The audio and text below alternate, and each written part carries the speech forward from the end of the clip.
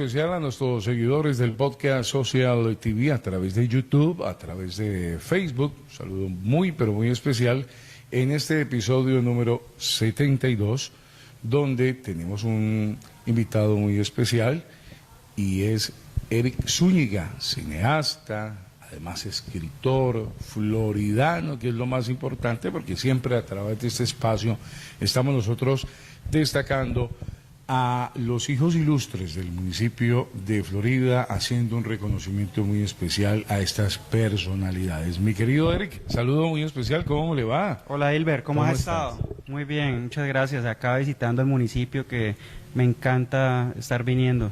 Qué bueno, qué bonito, y visitando a la familia, que es algo especialísimo, ¿no? Sí, aquí estamos en la casa de mi abuela y yo en esta casa me crié, y yo soy escritor, y casi todas las historias que escribo, que son para jóvenes, las escribo sobre el municipio de Florida, y en especial las vivencias que tuve aquí en esta casa con una abuela que sabía contar historias, que lo sabía engatusar, que tenía un magnetismo en la palabra, y un abuelo que le encantaba la aventura, viajar, ir a los lagos del valle, pescar truchas en los páramos, cachamas, tilapias. Entonces a mis abuelos les encanta contar historias, les encanta viajar, y todo eso lo absorbí yo para escribir, ¿no? Qué bueno. Bueno, Eric, iniciemos hablando un poco de la niñez de Eric Zúñiga. Nace en el municipio de Florida. Sí, yo nazco en 1987 aquí en Florida, y vivo con mis abuelos en esta casa, la casa de mi abuela, y daba la particularidad de que mi abuelo construyó el cine del pueblo, ese cine que quedaba aquí por la calle 90, sí. novena, y entonces él me cuenta que cuando construyó el cine del pueblo, él tenía acceso a ir a ver las películas. Antes había matinal, vespertina y noche, algunos de ustedes recordarán. Entonces él tenía esas entradas gratis para ver todo lo que quisiera, porque había construido el cine, y lo que hacía era llevar a mi abuela a ver películas. Y así fue que inició esa historia de amor entre ellos, viendo películas. Y luego cuando yo vivía aquí, él me llevaba a ver películas en el cine, luego se acabó el cine como en el 94, 95, y ya era la época del VH, entonces veíamos películas y él me decía, mire, ese es Tintán, ese es Capulina, ese es Resorte, ese es Tarzán. Tenía una memoria prodigiosa para los actores, los directores, y bueno, gracias a eso quizás me convertí en director de cine, ¿no? Qué bueno. Mejor dicho, a usted lo influenciaron de buena manera con esa época del buen cine. Exactamente, y además que mi abuelo había visto películas no solo de la época pues en la que nosotros íbamos a cine, sino que me mostraba películas muy clásicas. Me mostraba westerns de Lee Van Cleef, Sergio Leone, me mostraba películas de Johnny Weissmuller de Tarzán de los 30, me mostraba películas de Humphrey Bogart de los 40, y entonces como que yo, teniendo 12 años, ya tenía un bagaje, un panorama muy amplio de la cultura cinematográfica, y cuando entré a la universidad los profesores decían, bueno, pero ¿usted por qué sabe de esas películas tan viejas? Pero para mí era natural, porque había crecido con un cinéfilo muy importante aquí en el Valle del Cauca, quizás un cinéfilo desconocido, pero para mí era el cinéfilo más importante del país, ¿no? Entonces yo a él le preguntaba todo, y él me dio algo que luego yo busco en las personas, y es alguien que tenga pasión por algo, que sienta pasión por algo. Y él fue la primera persona que yo vi que tenía pasión por las películas, y él me lo hablaba con un amor, y me contaba la historia de cómo trajeron la película al municipio, cómo en el cine del pueblo los que se hacían arriba miraban a los de abajo y los escupían, o les tiraban agua con orines, y a mí me encantaban esas historias de cómo ellos veían las películas antes aquí en el municipio. Entonces era una forma muy bonita de conocer la historia de Florida a través de anécdotas relacionadas con el cine, y eso lo estoy contando también en mis historias, es contar la tradición del terror, de los zombies que nos venden en Estados Unidos, pero más relacionado con lo vallecaucano, con quizás esa violencia que vivimos en los 90, en donde yo pensaba que lo que nos estaban atacando no era la guerrilla, sino era un ataque zombie, porque mi abuelo me contaba que los zombies se salían de los cañaduzales y atacaban el municipio, y dentro de mi cabeza de niño de 8 años yo pensaba, ay, entonces estos que están tirando bala es que están matando a los zombies, ¿no? Entonces se fundía un poco la realidad y la ficción, las historias de mi abuelo y la realidad, y entonces ahora hago eso, es transformar el terror, lo fantástico, en algo muy real colombiano, ¿no? Qué bueno. ¿Quiénes son tus abuelos y quiénes son tus padres. Hablemos un poco de la familia, ese núcleo tan vital. Sí, mi papá se llama Santiago Zúñiga, mi mamá se llama Nelly Betancourt, mi papá vive en Cali, mi mamá vive en Estados Unidos, pero por cosas de la vida creo que tuve una buena infancia aquí con mis abuelos, Pedro Zúñiga y Nidia Chaik. De pronto ustedes la conocen porque es la que se encarga del almacén oriental en la calle Novena, que todo el mundo aquí en Florida le ha comprado alguna vez algún cierre, un botón, una tela de uniforme. Entonces yo crecí fue con ellos dos, con mis abuelos, y mis papás los veía cada fin de semana. Qué bueno. O sea, hay una anécdota especial. Uno cuando venía y estaba tu abuelo atendiendo, él tenía un muñequito que cada vez que las personas ingresaban al almacén, hacía o cantaba una canción que es de las clásicas estadounidenses, y uno decía, ve, qué bueno, particular esa forma de este almacén El Oriental de recibir a sus clientes. Sí, era un pescadito que apenas detectaba el movimiento, empezaba a mover la cola. Ajá. Y a cantar, vos lo decís, una canción ahí muy, muy clásica, muy emblemática. Y a mi abuelo siempre le apasionó la pesca, le apasionaba la pesca, y entonces aquí la gente venía a comprarle la tilapia, la cachama, y él hablaba con la gente, dónde estaba picando, de pronto en el río, y me llevaba por todos los ríos. Y para un niño de 8 años viajar era algo pues increíble, ¿no? Una gran aventura. Ir a un lago de pesca un sábado por la mañana era toda una aventura para un niño. Entonces él me contagió ese sentido de aventura, de viajar, de conocer. Y además que la pesca te enseña muchas cosas, Silver. Como que vos estás pescando y aprendes a estar en silencio. Sí, porque sí. tienes que estar en silencio para que el pez no se vaya. A tener tácticas. A tener tácticas, a saber que en tal charco está el pez, entonces tienes que acercarte con sigilo, tienes que aprender la paciencia, que en este mundo moderno en donde las redes sociales imperan, nosotros nos volvemos muy impacientes, y la Sí, pesca sí. te enseña a ser paciente, a ser controlado. De pronto el pez gira, pega un mordisco, y si tú lo sacas muy fuerte se te va el pez. Entonces tienes que controlar los impulsos y saber, no, espere que vuelva a picar, que ya esté bien. La pesca te enseña muchas lecciones que de pronto uno no es consciente cuando es niño, pero luego cuando es adulto la reflexiona y dice, ve, pero yo aquí aprendí con mi abuelo muchas cosas, ¿no? Qué bueno. En esa niñez, ¿en qué escuela alcanzó a estudiar aquí en Florida? La primaria la hice en el Ricardo Nieto, y recuerdo que sigue siendo un colegio muy estricto, y a mi abuela le encantaba que fuera estricto, porque mi abuela siempre consideró pues que el estudio debía ser lo primero, y que un profesor muy relajado pues no te iba a enseñar mucho, ¿no? Claro. Entonces yo le agradezco mucho esa rigurosidad de la profesora Nelly, porque luego eso me sirvió mucho para la universidad o para los trabajos que yo hago, en donde si uno no es riguroso pues se descachan muchas cosas, ¿no? Entonces yo agradezco eso. Y luego en el Tomás Carrasquilla, y allá estaba la época del profesor Ortiz. Eso te iba a decir, te tocó el régimen. Me tocó de el régimen Ortiz. castrense del profesor Ortiz, en donde también, si la disciplina en el Ricardo era difícil, en el Tomás también era muy difícil, pero allá me sucedió algo muy particular, y es que conocí al profesor John Jairo. El profesor John Jairo Ortiz, que era sobrino del rector Ortiz, enseñaba español y literatura, español. Y recuerdo que una vez él me vio que yo no le estaba prestando atención a una de sus clases, y se me acercó y vio que yo era un librito debajo del pupitre, y yo estaba leyendo ese librito. Y yo estaba leyendo un librito de escalofríos. Y esos libritos de escalofríos estaban mal vistos en esa época porque hablaban de terror, de rituales, de exorcismos. Pero para un niño eso le atrapa la imaginación. Claro. Entonces el profesor, en vez de enojarse, en vez de castigarme, me dijo, oiga, eso se ve interesante, ¿por qué no viene la otra clase, la próxima semana, y se hace una exposición sobre ese libro? Y yo era el niño más tímido de la clase, entonces para mí estar haciendo una exposición frente a todo el salón me parecía terrorífico. Claro. Pero yo dije, bueno, pues tengo que hacer esta exposición porque no me reprueban. Y esa semana terminé de leer el libro, fui a la biblioteca del parque, investigué sobre la biografía de R.L. Stein, hice una cartelera. Yo nunca había disfrutado hacer tanto una tarea. Qué bueno. Y cuando fui a exponer me di cuenta de que era muy elocuente a la hora de hablar de algo que me apasionaba. Sí, sí. Así como mi abuelo me hablaba de sus historias en los lagos, en los zombies y creaba todo eso, yo tenía esa misma facilidad para contar algo que me gustaba frente a mis compañeros y se me había olvidado la pena, la vergüenza. Y al final de la exposición mis compañeros querían leer ese libro de R.L. Stein. Entonces el profesor John Jairo creo que me hizo ver que uno no debe avergonzar de las cosas que le gustan.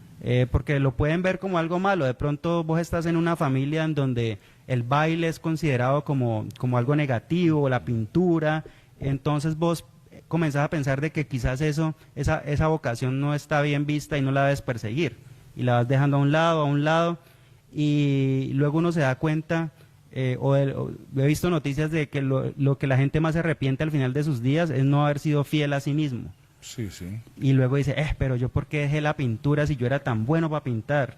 No O la hacerle música. caso a sus impulsos del corazón. Exacto, no ser fiel a uno mismo. Sí, sí. Es de las cosas que más se arrepiente, y eso fue algo que me enseñó el profesor John Jairo, y es no se avergüence de las cosas que le gustan, porque las va a hacer bien tarde o temprano.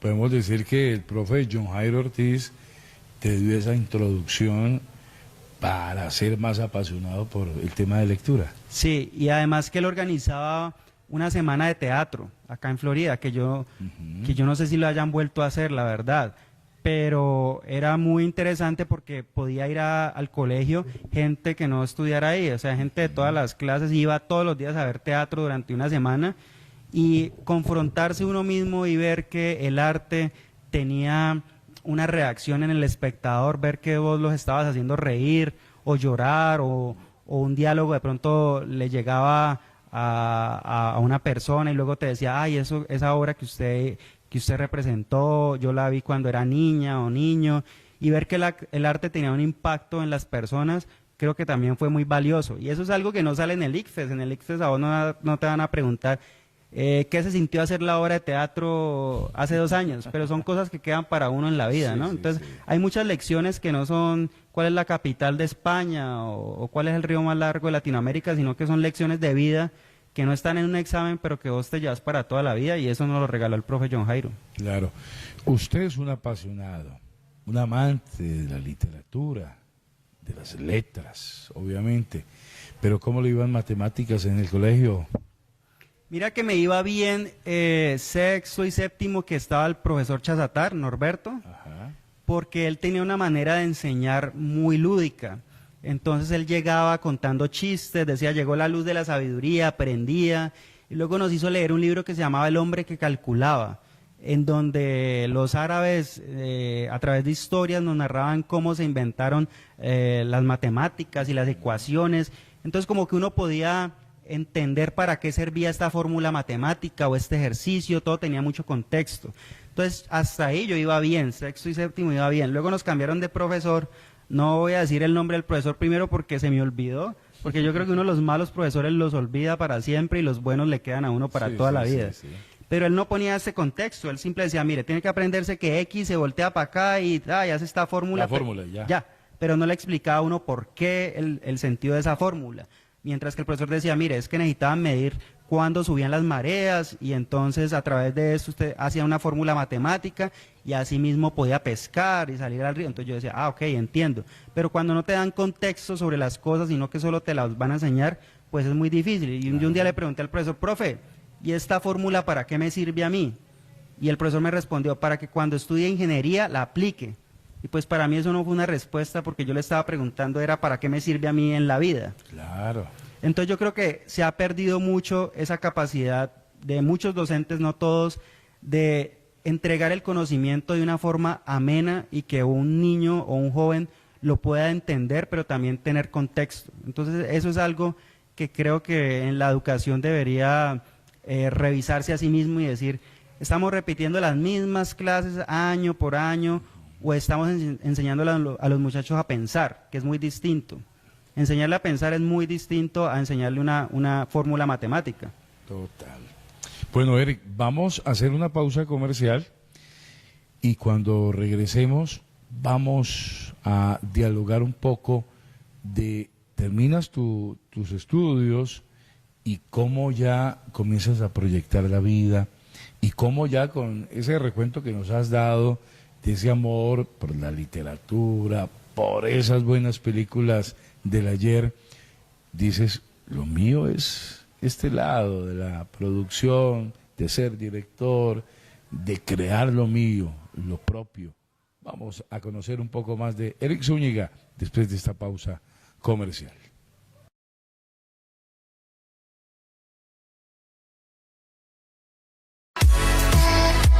Quesera del Valle de Florida. Siempre encontrarás Episodio número 72 del podcast Social TV. Recuerden que los pueden seguir a través de YouTube, a través de Facebook. Y vamos a tener muchas historias de vida, lunes, miércoles y viernes de 6 a 7 en la tarde-noche. Tenemos historias de vida, porque todos, sin duda alguna, tenemos una historia que contar. Hoy la historia de Eric Zúñiga, floridano, un hombre que hoy por hoy, podemos llamarlo así, es un abanderado de Florida en Bogotá y también fuera de Colombia, porque nos representa muy bien. Además también, hace poco, tuvo la oportunidad de darle esa gran oportunidad, espacio a jóvenes de Florida para participar de lo que fue la creación de cuentos de terror, y vamos a hablar un poco de lo que fue esa bonita experiencia, porque era volver a Florida y era conocer esos nuevos talentos, obviamente, que hay también de la literatura, de la escritura en nuestra localidad. Eric, pero antes de hablar de ello, háblanos un poco de ya la parte profesional de Eric, de los estudios ya profesionales de Eric Zúñiga. Bueno, yo empecé a estudiar literatura en la Universidad del Valle porque yo pensé que estudiando literatura podría ser escritor. Entonces me matriculé en la Facultad de Literatura en Cali y bueno, pues obviamente eso para mi familia no fue muy bien recibido, ¿no? Que un hijo estudie licenciatura y en literatura y que quiera ser escritor, pues está como muy mal visto, ¿no? Porque un escritor en este país, por lo general, según ellos, tienden a morirse de hambre. Entonces, pues, desde la protección y el cariño, ellos no querían que eso pasara, ¿no? No es por nada negativo. Y cuando yo entré a la facultad a estudiar literatura, me di cuenta de que escribir y tener algo para decir no se enseñaba. Vos no le podés decir a alguien, mire, escríbame algo interesante si esa persona no ha vivido nada interesante. Entonces me di cuenta de que esa carrera era más para ser profesor de literatura, que no tiene nada de malo, pero yo lo que quería, mi vocación era escribir. Yo sentía que en este municipio había vivido muchas historias, desde lo de la avalancha que todos recordamos en el 94, desde las tomas guerrilleras, bueno, todo lo que pasaba, la avioneta que pasó en el parque, que es una escena muy pintoresca de nuestra historia, ¿no? Los personajes que aquí hay en el municipio, como que yo me permeé de muchas historias cuando era niño y yo tenía algo para contar. Y me di cuenta de que en la facultad lo que yo deseaba era estar leyendo y escribiendo y no tanto aprender a enseñar, que era lo que estaban dándonos a nosotros. Entonces, pues tomé una decisión muy osada, de pronto muy radical para mi familia, y era mudarme a Bogotá sin haber terminado la carrera. Y le dije a mi papá que me iba a ir a Bogotá porque quería ser escritor y llevaba un manuscrito como de 200 páginas y yo dije, voy a ir a la editorial, yo sé que me van a publicar y en 2 años voy a ser escritor, eso era mi sueño. Y mi papá me dijo, pero usted allá quién tiene familia, ¿qué va a ir a hacer mientras tanto? ¿Por qué no termina la carrera? Y luego si va y enseña y mientras tanto se convierte en escritor. Pero yo no quería tener un plan B. Yo no quería decir, bueno, si no la logro como escritor, entonces me voy a dedicar a ser profesor. Yo quería irme al todo nada, a ser escritor o no quiero un plan B. Sí, sí. Entonces me fui con mi manuscrito para Bogotá. ¿En qué semestre cuando abandonaste? Como en quinto. Tenía 20 años. Me fui para Bogotá con mi manuscrito y una colección como de 1000 películas en DVD. Ajá. En esa época estaba apenas saliendo el DVD y yo coleccionaba, porque en la Universidad del Valle era el que hacía el cineclub, entonces tuve acceso a copiar muchas películas, me las llevé, yo dije, pues si algo sobrevivo vendiendo películas mientras tanto. Y resulta que fui, llevé el manuscrito y me dijeron, claro, en 6 meses le damos una respuesta de si le vamos a publicar el libro o no. Y yo esos 6 meses estaba muy ilusionado, yo vendiendo películas, bueno, fue una etapa dura y todo. Y llegaron los 6 meses y fui a recibir la confirmación y la carta decía, muchas gracias por habernos enviado el manuscrito, pero no nos interesa y espero que por favor siga, no se desanime y siga intentándolo. Y eso lo hice con unas 10 editoriales durante un lapso de 3 o 4 años y todas me dijeron que no. Caray. Entonces yo en un momento llegué a pensar, como que la embarré, como que mi familia sí tenía razón y yo lo que hice fue un acto suicida, de haberme ido a Bogotá con el sueño de ser escritor, que eso es un sueño muy delirante, ¿no? Pasa eso y cómo entras a reflexionar. No, pues con el hambre. Mi papá tenía razón de que el escritor se puede morir de hambre y yo me estaba muriendo de hambre allá. Entonces, pero yo me dije que no iba a tener plan B, entonces, y tampoco me voy a volver con el rabo entre las piernas al valle. Obstinado. Obstinado, yo dije, o me devuelvo siendo escritor, o me quedo acá, yo no sé qué haciendo qué, pero yo no voy a ir a decir que ellos tenían razón y yo no.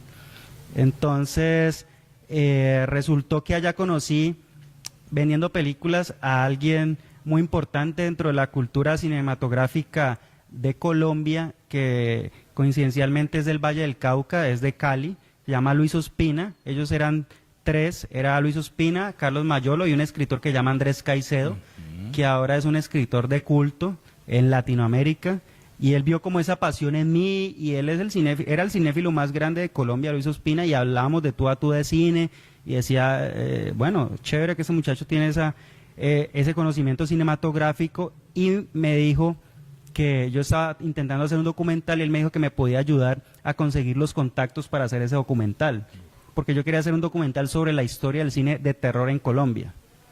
Entonces él me ayudó con los contactos y yo me fui con una cámara de un amigo prestada, con un trípode, no teníamos ni siquiera audio, solo era con el audio de la cámara que era muy malo.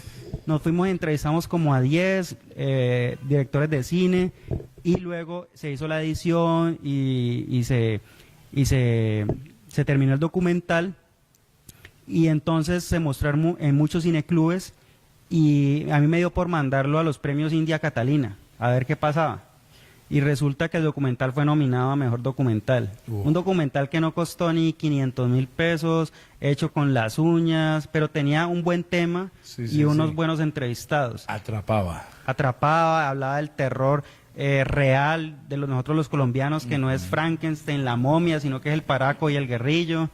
Entonces era un documental que, a pesar de sus falencias y sus defectos, tenía un tema muy potente, ¿no? Y bueno, me nominaron al premio India Catalina, no lo gané, pero a partir de eso, pues tenía yo 23 años, 24, a partir de eso como que ya se me abrió el camino, me empezaron a llamar para la televisión, para la ya me les metí. Sí, ya me les metí ahí, y seguía haciendo fue audiovisual. Sí. Y un día el documental lo abrieron en un festival de cine de terror de España, que es el más importante del mundo, que se llama Sitges, y eso fue algo muy importante dentro de mi carrera. Y un editor de Editorial Planeta me dijo, oiga, ¿usted de pronto no tiene un libro de terror así como su documental? Y yo le dije, sí, yo se los mandé hace 5 años. Yo se los mandé hace 5 años, pero ustedes me dijeron que no, pero aquí lo tengo. Y él lo leyó y dijo, no, está interesante, se lo queremos publicar. Entonces fue como que ellos me buscaron a mí después de que yo los busqué a ellos muchos años. No nos llames, te llamamos y te llamaron. Y me llamaron, exactamente. Qué bonito. No, esas son las historias bonitas. Cuando hay perseverancia, cuando hay lucha. Has sido un obstinado, obviamente. Dijiste, lo mío es esto. Y a muchos nos ha pasado.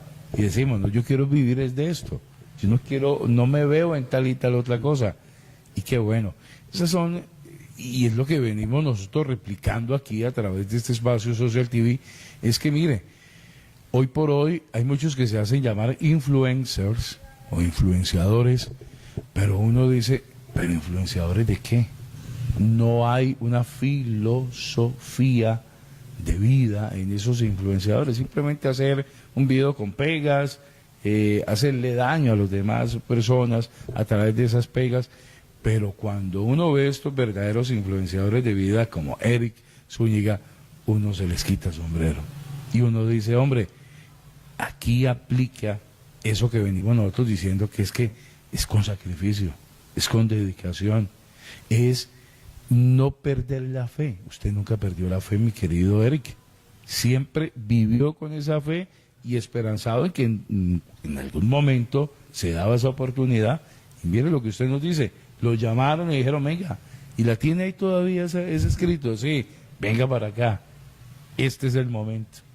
Exactamente, sí, y ahora que hablas de los influenciadores, a mí me da mucho orgullo porque estos libros que yo vengo escribiendo se leen en muchos de los colegios del país que tienen plan lector. Y yo he ido a los colegios y yo he visto cómo los niños se conmueven por conocerme, porque me dicen, oiga, a mí me hacen bullying en el colegio y usted habla sobre el bullying del colegio. A mí me pasó esto en mi familia que no me quiere apoyar en esto y usted está hablando de eso.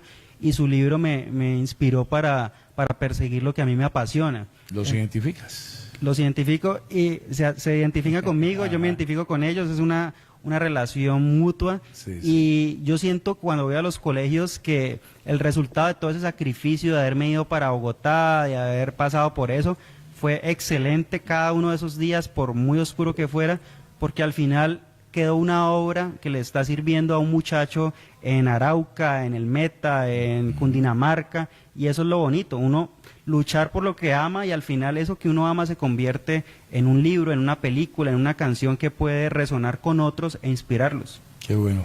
Hablemos un poco, antes de ya entrar a la parte final, mi querido Eric, de lo que fue esa experiencia de volver a Florida. Esto fue hace unos 2 años. 2 años ya, sí, pasa el tiempo ligero.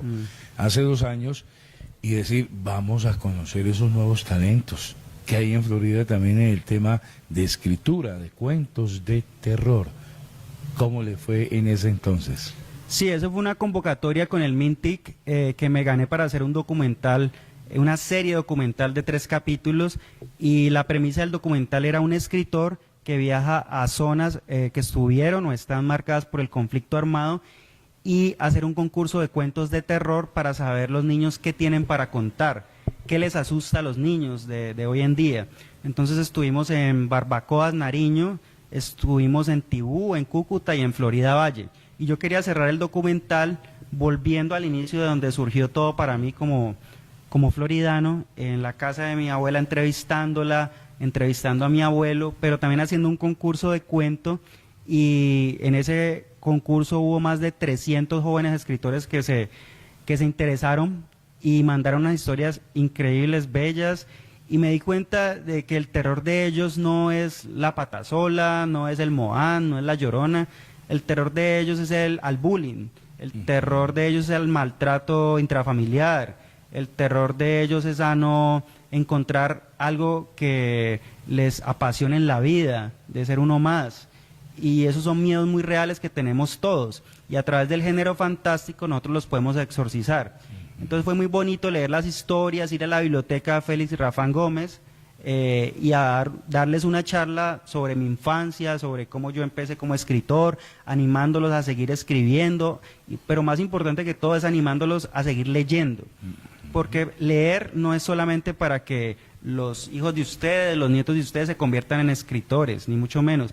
Leer les va a servir para cualquier área de la vida, sea que estudien ingeniería, que estudien medicina, porque cuando entren a la universidad van a tener que redactar ensayos, claro, o van a tener que hacer una exposición, o van a tener que defender una tesis frente a un jurado. Y la persona que lee es una persona que está habituada a tener un tren de pensamiento muy claro, se te aclaran mucho las ideas, sabes expresarlas, eres elocuente, en definitiva te destacas sobre un grupo de personas que no leen.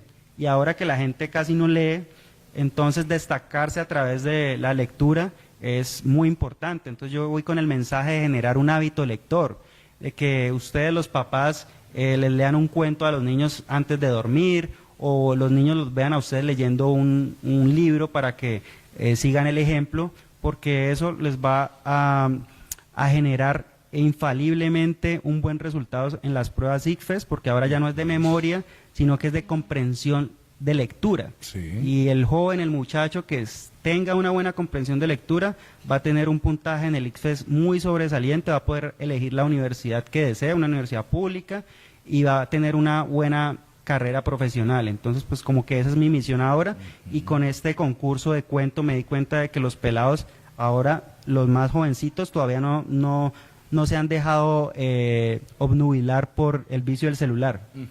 Llega una edad como entre los 13 años, que de ahí para allá sí es muy difícil y ya adoptan ese mal hábito, pero todavía los niños del municipio siento que todavía leen y todavía les apasiona escribir. Entonces fue muy bonito haber venido para comprobar eso y para cerrar un círculo. Sí. Un círculo que inició en esta casa y terminó también en esta casa.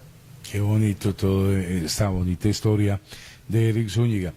Eric, planes, proyectos, este segundo semestre del 2025. Estamos en la preproducción de un documental que transcurre en Bahía Málaga, Valle del Cauca, acá en nuestro departamento, sobre las mujeres piangüeras en Bahía Málaga. Resulta que las recolectoras de piangua, que es un pequeño molusco que se encuentra en el manglar, son las que realizan esta actividad y ellas son las que sostienen la economía de este municipio. Por tanto, ellas son las líderes del consejo comunitario y es muy interesante ver un pequeño pueblo comandado o matriarcado por estas guerreras que han sacado adelante proyectos de electrificación rural, proyectos de pesca sostenible, de recuperación del manglar.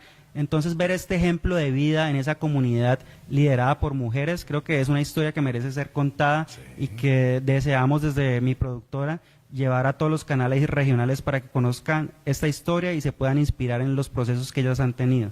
Qué bonito.